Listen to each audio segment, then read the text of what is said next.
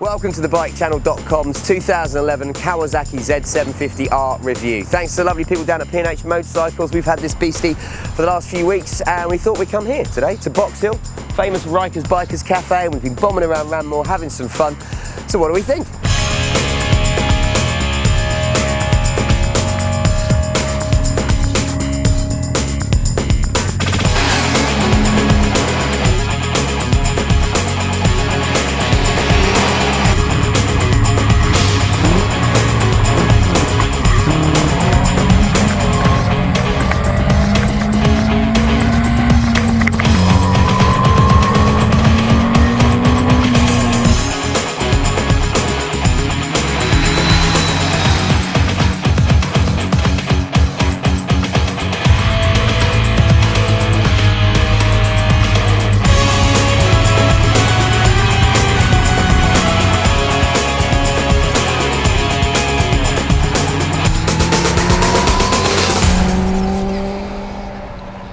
So what's new this year? Well, she's inherited the front end from the Z1000 model. So you've got new front forks, you've also got new rear shocks, you've got Nissan 4-piston caliper brakes, and you've got a brand new aluminium swing arm at the back. All of that though only reduces 3 kilograms off the weight. This beastie still tips the scales at 224 kg, which is quite a lot.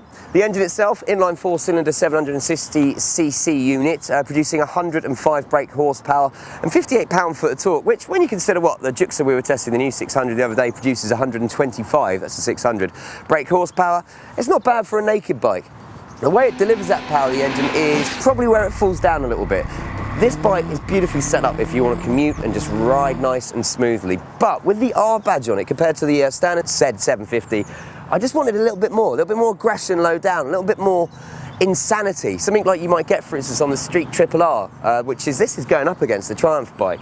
It does those things when you get up there, red lines at 11,500, and it's not to say that the engine doesn't perform, it's just, I don't know, man, it feels quite similar, for instance, to how a Bandit or a Hornet would perform, and not something that you'd expect to be a little bit more on edge. Okay, so the handling on this bike, well, the new front forks and rear shocks definitely make a difference, and we can tell you this because we took one of these out to Spain and put it through its paces on some country roads, which you should be seeing some footage of right now. Yeah, we're good like that.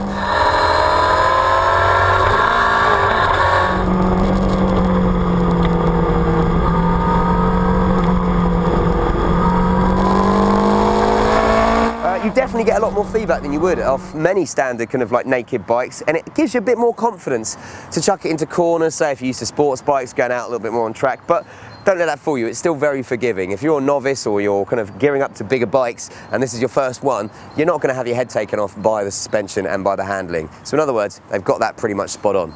So what else? Well, those Nissan brakes do make a huge difference. She's got a lot of stopping power and you can feel a lot more confident giving it the old 1-finger and 2-finger braking as you are chucking it around. Also, layout's quite nice and simple. You've got a rev counter in the middle that gives you all the information you pretty much need, trip computer, but she is pretty sparse when it comes to spares. No ABS, no engine mappings, which I think is a bit of a shame. I'd like to personally have seen a couple of ECU mappings on this. One set up like it is now for almost urban riding, and one with a little bit more grunt and low down power for when you actually did get it on the twisties. Okay, so overall for a naked 750 weighing in the £7,000 mark, it's not a bad machine. In fact, you're going to have a lot of fun on this if you go out and buy one, but I would almost recommend saving yourself a grand and getting the standard Z750 because in my mind there's simply not enough to ask for that £1,000 to deserve the R badge. 3 kilograms lighter, it's the same engine, so I'd recommend that. Or of course you have got the Triumph Street Triple R, which comes in at around the same price tag, and the new one's coming out at the same price as well, which just has a little bit more grunt and a little bit more balls to it than this machine does.